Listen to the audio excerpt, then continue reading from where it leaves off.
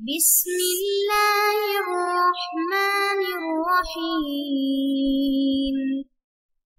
بسم اللہ الرحمن الرحیم۔ السلام علیکم ورحمۃ اللہ وبرکاتہ۔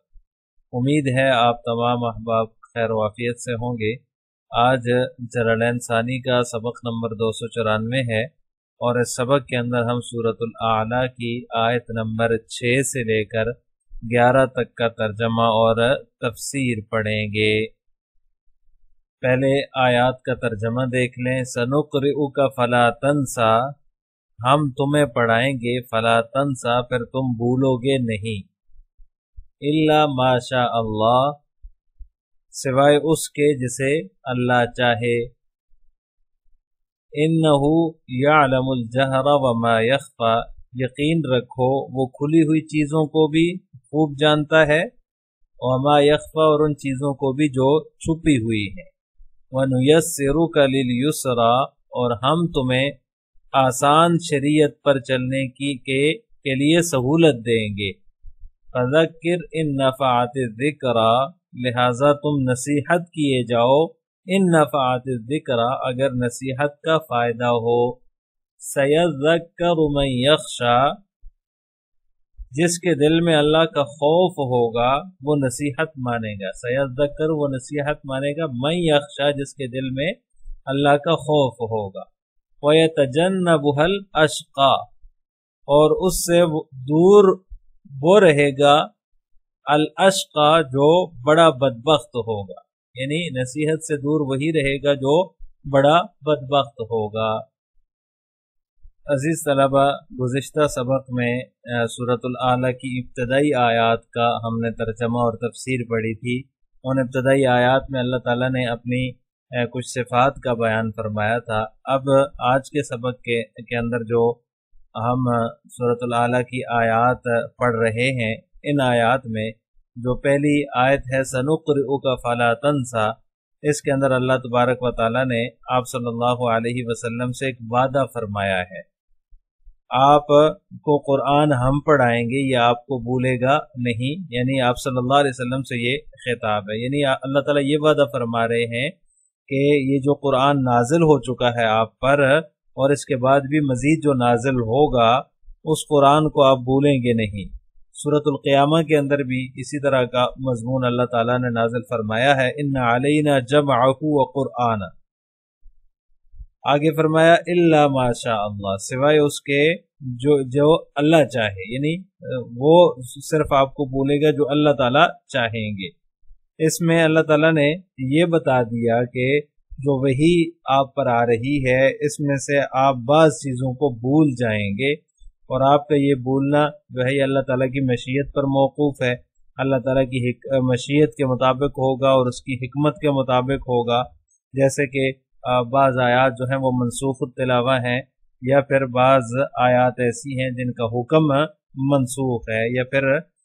دونوں طرح سے وہ منسوخ ہو گئی ہیں، جیسے سورہ بقرہ میں اللہ تعالیٰ نے ارشاد فرمایا ما ننسخ من آیت او ننسها نأتی بخیر منها او مثلها، ہم کسی آیت کو منسوخ کرتے ہیں یا بلا دیتے ہیں تو ہم اس سے بہتر یا اس جیسی آیت لے آتے ہیں،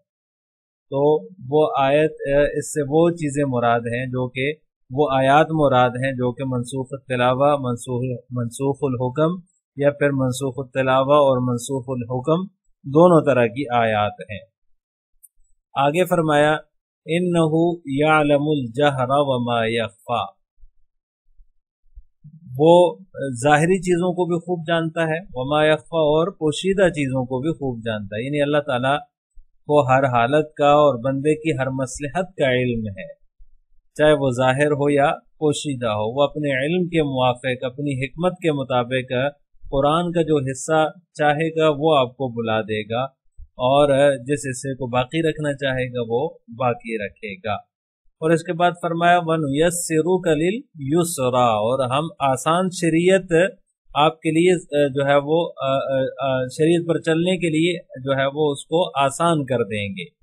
یعنی اللہ تعالیٰ نے آپ صلی اللہ علیہ وسلم سے یہ وعدہ فرمایا کہ ہم نے آپ کو جو شریعت دی ہے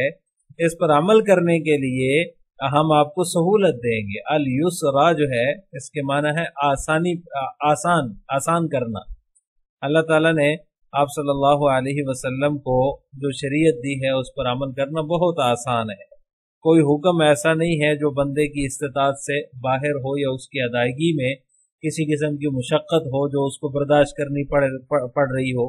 مریض آدمی ہے تو کھڑے ہو کر نماز نہیں پڑھ سکتا تو وہ بیٹھ کر نماز پڑھ لے، رکوع سجدہ بیٹھ کر لے۔ اگر اس کی بھی طاقت نہیں ہے تو وہ اشارے سے بھی پڑھ سکتا ہے۔ اگر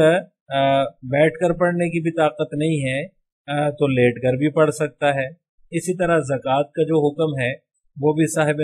نصاب جو شخص ہے اسی پر فرض ہوتی ہے۔ جو کچھ اس پر اللہ تعالیٰ نے زکوٰۃ واجب کی ہے تو وہ بھی بہت تھوڑا سا حصہ ہے، یعنی کل مال کا 40واں حصہ ہے۔ ایک تو یہ بہت آسانی ہے، اور وہ بھی جو ہے وہ سال گزرنے کے بعد ہے، چاند کے حساب سے پورا سال گزرے گا تو اس پر جو ہے وہ زکوٰۃ آئے گی۔ اسی طرح حج بھی ہر شخص پر فرض نہیں ہے، صرف صاحب نصاب پر فرض ہے۔ جس کے پاس جو ہے وہ مکہ مکرمہ تک آنے جانے کے لیے سواری کی استطاعت ہو اور سفر حج کا خرچہ موجود ہو، بال بچوں کا، آل و اولاد کا، اہل و عیال کا جو ہے وہ ضروری خرچہ وہ اتنا ہو کہ وہ واپس آنے تک ان کو خرچہ دے کر جا سکے، تو ایسے شخص پر حج فرض ہوتا ہے، اور وہ بھی زندگی میں ایک دفعہ، بار بار نہیں ہے۔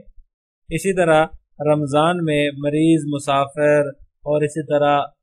جو حاملہ عورت ہوتی ہے یا دودھ پلانے والی عورت ہوتی ہے اس کے لیے آسانی ہے کہ وہ رمضان میں روزے نہ رکھے، بعد میں اس کی قضا کر لے۔ اب اس کی کیا تفصیل ہیں وہ ساری کتب فقہ کے اندر موجود ہیں۔ بہرحال ایک مثال کے طور پر میں یہاں ذکر کر رہا ہوں کہ اللہ تعالیٰ نے ہر حکم میں، شریعت جو اللہ تعالیٰ نے ہمیں دی ہے اس میں آسانیاں رکھی ہیں۔ اسی طرح سفر میں جب ہم لوگ جاتے ہیں تو سفر میں جو عام طور پر 4 رکعتیں ہیں حالت قیام میں، وہ حالت سفر میں 2 ہو جاتی ہیں،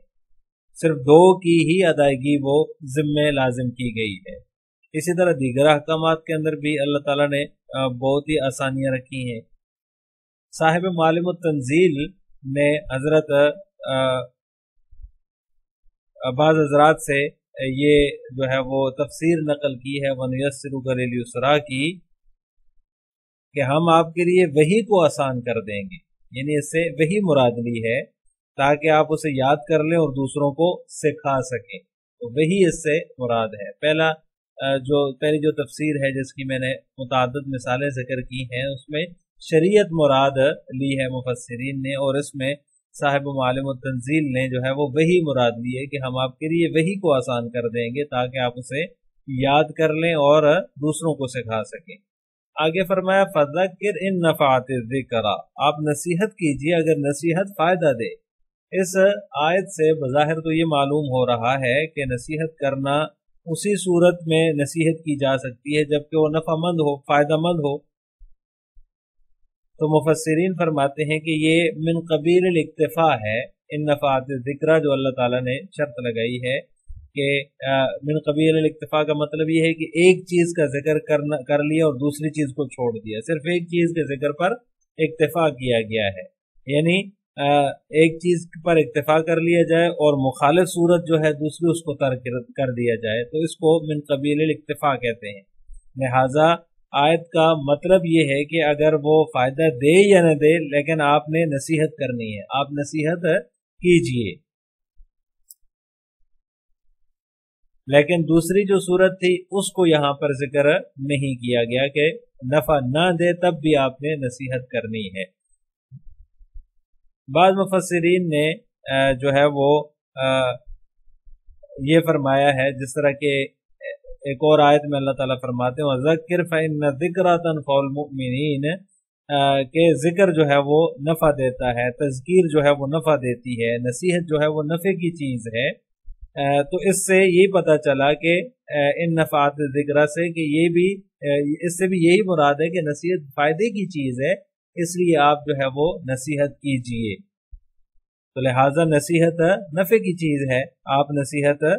کیجئے، نصیحت سے آپ پرہیز نہ کیجئے، نصیحت آپ ضرور کیجئے۔ آگے فرمایا سَيَذَّكَّرُ مَن يَخْشَىٰ، وہ شخص نصیحت حاصل کرے گا جو ڈرتا ہے، وَيَتَجَنَّبُهَا الْأَشْقَىٰ، اور اس نصیحت سے وہی شخص پرہیز کرے گا جو بڑا بدبخت ہے، یعنی جو شقاوت کے اندر پڑا ہوا ہے۔ سب کو نصیحت فائدہ نہیں دے گی، یعنی نصیحت نفع کی چیز ہے، اس لیے آپ نصیحت کیجئے، لیکن یہ فی نفس ہی نافع ہونے کے باوجود کوئی یہ نہ سمجھے کہ یہ سب کے لیے مفید ہے اور سب ہی اس کو مان لیں گے۔ مانے گا وہی جو اللہ کا خوف رکھتا ہے، جو اللہ کا ڈر دل میں رکھتا ہے، وہی اس نصیحت کو مانے گا، نفع اسی کو دے گی، اور وہ شخص اس سے پرہیز کرے گا، یعنی کہ کافر جو کہ بدبختی میں پڑا ہوا ہے۔ اب ان آیات کی تفسیر جلالین ملاحظہ ہو، سَنُقْرِئُكَ الْقُرْآنَ فَلَا تَنْسَ مَا تَقْرَؤُهُ، ہم آپ کو قرآن پڑھا دیں گے، ہم آپ کو پڑھا دیں گے، القرآن یعنی کہ قرآن پڑھوا دیں گے، فَلَا تَنْسَ پھر آپ اس کو بھولیں گے نہیں، مَا تَقْرَؤُهُ یعنی جو پڑھیں گے اس کو بھولیں گے نہیں، إِلَّا مَا شَاءَ اللَّهُ سوائے اس کے جس کو اللہ بلانا چاہے گا، ای تنساہو یعنی کہ جس کو اللہ چاہے گا، جس کو اللہ بلانا چاہے گا۔ بنسخ تلاوتہ و حکمہ، آگے بلانے کی کیا صورت ہوگی، اس کو مصنف نے ذکر کیا ہے کہ تلاوت کے منسوخ کرنے کے ساتھ یا حکم کے منسوخ کرنے کے ساتھ، یعنی اللہ تعالیٰ اس آیت کا حکم منسوخ کر دیں گے یا اس آیت کی تلاوت منسوخ کر دیں گے، تو اس طرح سے اللہ تعالیٰ جو چاہے گا بلانا تو وہ اس طرح سے بلانا ہوگا۔ وَكَانَ صلی اللہ علیہ وسلم يَجْهَرُ بِالْقِرَاءَةِ مَعَ قِرَاءَةِ جِبْرَائِيلَ خَوْفَ النِّسْيَانِ فَكَأَنَّهُ قِيلَ لَهُ لَا تَعْجَلْ بِهَا إِنَّكَ لَا تَنْسَى فَلَا تُتْعِبْ نَفْسَكَ بِالْجَهْرِ بِهَا۔ آگے مصنف رحمہ اللہ تعالیٰ یہ ذکر کر رہے ہیں کہ آپ صلی اللہ علیہ وسلم کو اللہ تعالیٰ نے یہ خطاب اس لیے فرمایا کہ آپ صلی اللہ علیہ وسلم حضرت جبریل علیہ السلام کی قرات کے ساتھ زور زور سے قرات کرتے تھے، خوف النسیان بھولنے کے خوف سے، یعنی اس خوف سے اونچی اونچی آواز سے قرات کرتے تھے کہ میں کہیں اس کو بھول نہ جاؤں، تو گویا کہ آپ صلی اللہ علیہ وسلم سے یہ کہا گیا کہ لا تعجل بہا، آپ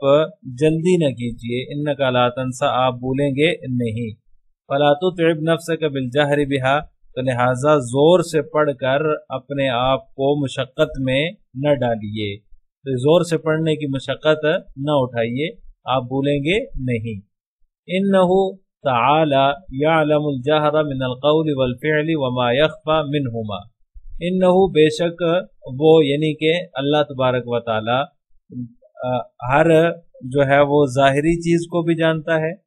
ظاہری چیز سے کیا مراد ہے، من القول والفعل، چاہے وہ قول ہو یا فعل ہو، یعنی قول و فعل جو ظاہری اس کو بھی جانتا ہے، وما یخفا، اور جو کچھ پوشیدہ ہے یعنی ان دونوں میں سے، قول میں سے یا فعل میں سے، اس کو بھی وہ جانتا ہے۔ وَنُيَسِّرُكَ لِلْيُسْرَى،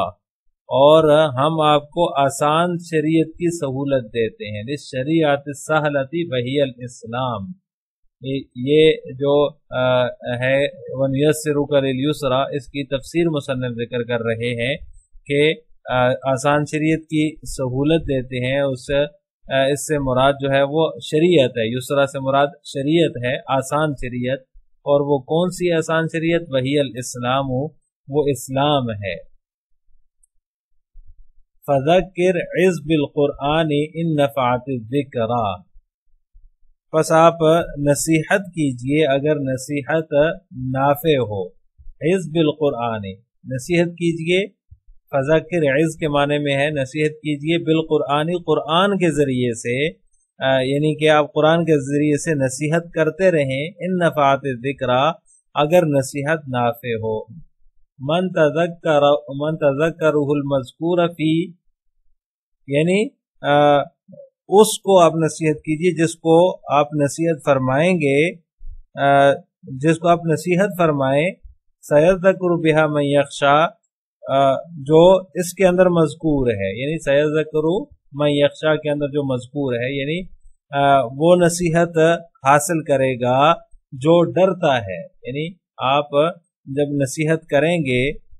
آپ اس شخص کو نصیحت فرمائیں جو کہ سیذکر من یخشی کے اندر مذکور ہے، یعنی نصیحت، آپ کی نصیحت جو ہے اس سے وہی فائدہ اٹھائے گا جو کہ اللہ سے ڈرتا ہے۔ یخاف اللہ تعالی کہ وہ اللہ تعالیٰ کا خوف رکھتا ہے، کا آیتن جیسے کہ اللہ تبارک و تعالیٰ نے فذکر بالقرآن من یخاف وعید کے اندر فرمایا ہے، یعنی آپ صلی اللہ علیہ وسلم اس شخص کو نصیحت فرمائیں جو وعید سے ڈرتا ہے، من یخاف وعید جو وعید سے ڈرتا ہے، وَيَتَجَنَّبُهَا أي الذِّكْرَ يَتْرُكُهَا جَانِبًا لَا يَلْتَفِتُ إِلَيْهَا الْأَشْقَى بمعنى الشقی أي الکافر، اور دور بھاگے گا یا اجتناب کرے گا، کنارہ کرے گا وہی جو بدبخت ہوگا۔ آئیے ذکر یعنی کس سے اجتناب کرے گا، ہا ضمیر جو ہے وہ ذکرہ کی طرف راجع ہے، یعنی اس کو یترکوہا جانباً ایک جانب چھوڑ دے گا، لا یلتفت الیہا اس کی طرف وہ التفات نہیں کرے گا، کون؟ الاشقا جو کہ بدبخت ہوگا۔ یہ اشقا بمعنی شقی ہے یعنی بدبخت شخص، اس سے مراد جو ہے مصنف فرماتے ہیں کہ وہ کافر ہے، بدبخت وہی ہے جو کافر ہے، یعنی کافر ہی اس سے اجتناب کرے گا۔ آپ کی نصیحت مومنین کو فائدہ دے گی، اس لیے آپ نصیحت کرتے رہیے۔ السلام علیکم ورحمۃ اللہ وبرکاتہ۔